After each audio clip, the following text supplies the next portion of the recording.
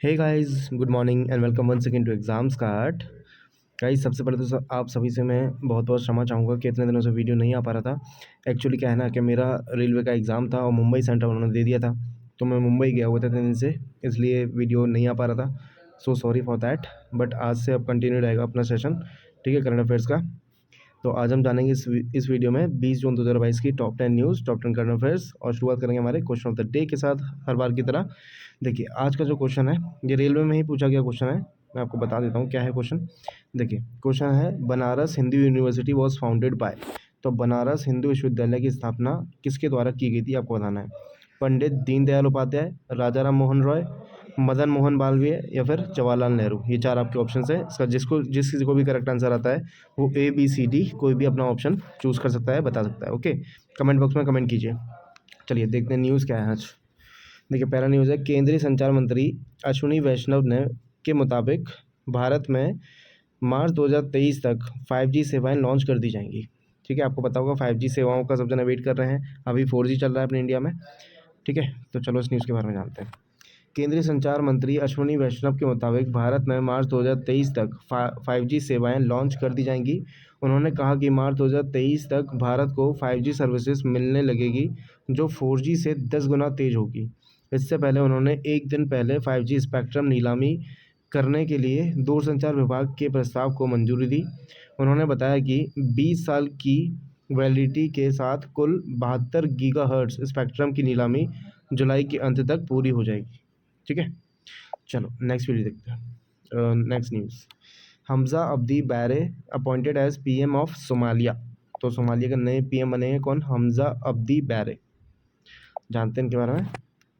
Somalia के राष्ट्रपति हसन शेख मोहम्मद ने जुबलैंड राज्य चुनाव आयोग के पूर्व अध्यक्ष हमजा अब्दी बैरे को प्रधानमंत्री नियुक्त किया है। अर्ध अर्ध स्वायत्त राज्य जुबलैंड के 48 वर्षीय हमजा अब्दी बैरे ने मोहम्मद हुसैन रोबेल की जगह ली है। बर्रे ने कई सार्वजनिक और राजनीतिक भूमिकाओं में कार्य किया और 2011 से 17 तक पीस एंड डेवलपमेंट पार्टी के महासचिव थे, जो अब मोहम्मद के नेतृत्व में union for piece and development UPD के अंतर्दूत है अग्रदूत हैं। मतलब बेसिकली आपको याद रखना है इनका नाम। ठीक है, हमजा अब्दी बैरे कौन बने हैं? सोमालिया के नई प्राइम मिनिस्टर। ठीक है, चलो नेक्स्ट। जो भी हेडिंग है ना हमारी न्यूज़ की, वो बहुत ज़्यादा इंपॉर्टेंट होती है। अगर आप इसी को याद रख लोगे तो भी आपका काम चल जाएगा, है ना। डायरेक्ट क्वेश्चन आपको अब हमारी हेडिंग से ही मिलेगा। ठीक है, चलो जानते हैं नेक्स्ट क्या है। World biggest plant discovered of Australian coast. मतलब ऑस्ट्रेलियन कोस्ट में ये प्लांट लगाया गया। देखते हैं। The world largest living plant has been identified in the shallow water of the coast of Western Australia. ठीक है, the sprawling seagrass and a marine flowering plant known as Sodonia australis stretches for more than 112 miles, यानी कि 180 kilometre लंबा है। ठीक है, in Sharkway wilderness area protected as a world heritage site. ठीक है, चलिए next. China becomes the largest importer of Indian broken rice. जो जो वो होता है ना, टुकड़े वाले चावल, टुकड़ा चावल जिसे कहते हैं, उसका लार्जेस्ट इम्पोर्टर बन गया है कौन? चाइना। देखो, चीन भारत से टूटे चावल का सबसे बड़ा आयातक या खरीदार बनकर उभरा है। चीन भारत में टूटे चावल के सबसे बड़े आयातक का अधिग्रहण करता है, जो अफ्रीकी देश थे।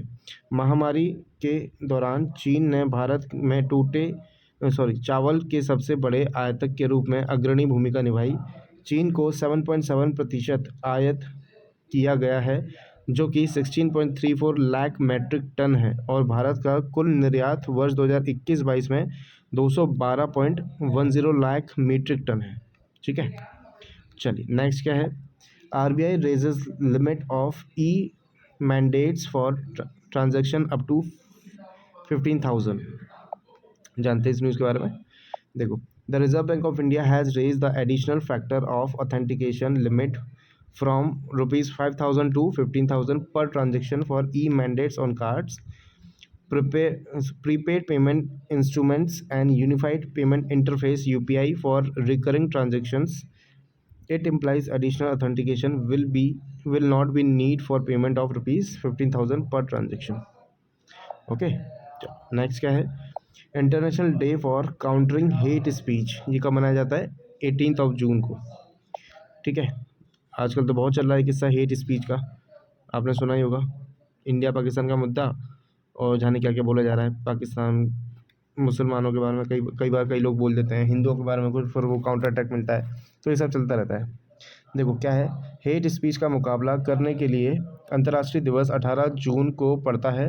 अंतर्राष्ट्रीय राष्ट्र के संयुक्त राष्ट्र के अनुसार अभद्र भाषा किसी भी प्रकार का भाषण या लेखन है जो धर्म, जातीय, राष्ट्रीयता, जाति, रंग, वंश, लिंग और के आधार पर किसी व्यक्ति या समूह पर हमला करता है या भेदभाव करता है, या कोई अन्य पहचान कारक इस अस्थिर दुनिया में और अधिक तबाही मचाने के लिए भाषण एक हथियार नहीं होना चाहिए। इस प्रकार हेट स्पीच का मुकाबला करने के लिए अंतर्राष्ट्रीय दिवस नफरत फैलाने वाले को रोकने में मदद करेगा। ठीक है, चलिए नेक्स्ट क्या है? Japan to participate in NATO summit for the first time. तो नेटो की जो समिट होगी इसमें पहली बार जापान भी हिस्सा लेगा।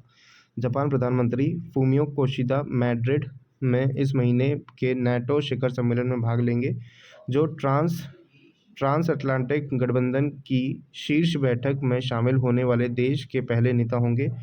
28 से 30 जून की सभा को 30 उत्तरी अटलांटिक संधि संगठन सहयोगियों के लिए एक संकटपूर्ण क्षण के रूप में देखा जाता है, यूक्रेन में रूस के युद्ध के 4 महीने बाद। चलिए क्या लिखा है? 4 month into Russian war in Ukraine, मतलब जो इसको वार को चलते थे 4 महीने हो गए, तो उसके बीच में बैठक बुलाई गई है। चलिए नेक्स्ट क्या है? 47 meeting of GST council to be held in Srinagar. ठीक है, तो ये भी इंपॉर्टेंट है काफ़ी, जीएसटी काउंसिल की 47 बैठक कहाँ होगी? श्रीनगर में। सीधा सीधा क्वेश्चन आएगा। ठीक है, तो हेडिंग को आप याद रखो, काम आपका चल जाएगा। जीएसटी परिषद की 47वीं बैठक 28 से 29 जून 2022 को श्रीनगर में होगी। जीएसटी परिषद की अध्यक्षता वित्त मंत्री निर्मला सीतारमण करती हैं। यह दूसरी बार है जब श्रीनगर में जीएसटी परिषद की बैठक हो रही है। 1 जुलाई 2017 को वस्तु एवं सेवा कर यानी कि GST goods and service tax के शुभारंभ से पहले काउंसिलिंग की 14वीं बैठक 18 से 19 मई को शहर में आयोजित की गई थी, मतलब यहाँ पर श्रीनगर में, इससे पहले। ठीक है, चलो नेक्स्ट क्या है?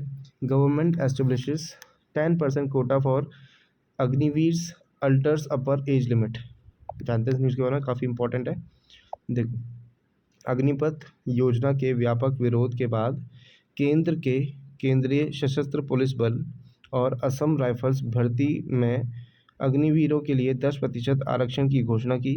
गृह मंत्रालय ने सीएपीएफ और असम राइफल्स में अग्निवीरों को 3 साल की छूट देने का भी फैसला किया, जिसकी उम्र 17.5 और 21 के बीच है। ठीक है, विशेष रूप से रंगरूटों की प्रारंभिक श्रेणी को 5 साल का विस्तार दिया जाएगा। अधिकतम आयु सीमा, ठीक है, मतलब ये अधिकतम दिए 21 और 17.5 से 21 के बीच में आयु सीमा होनी चाहिए। चलो नेक्स्ट क्या है? Since 1980s world central bank launches their most hawkish campaign. जानते हैं इसके बारे में? Central bankers around the world are enacting what could be the most dramatic tightening of monetary policy since 1980s, risking recession and upsetting financial market as they try to deal with an unexpected spike in inflation. The week began with a surprise move on Wall Street to price in a Federal Reserve rate hike of 75 basis points. Chairman Jerome Powell declared himself fully committed to bringing inflation back down, the greatest step by the US Central Bank since 1994।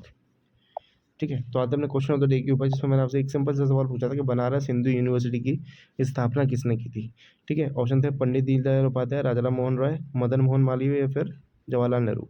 तो उसका जो correct answer है वो है option number C, Madan Mohan Malviya Banaras Hindu University के founder है। Okay, चलिए, तो कैसा लगा वीडियो अगर अच्छा लगा हो तो वीडियो को लाइक कीजिए, ठीक है, शेयर कीजिए और चैनल परिवार चैनल को सब्सक्राइब कर लीजिए।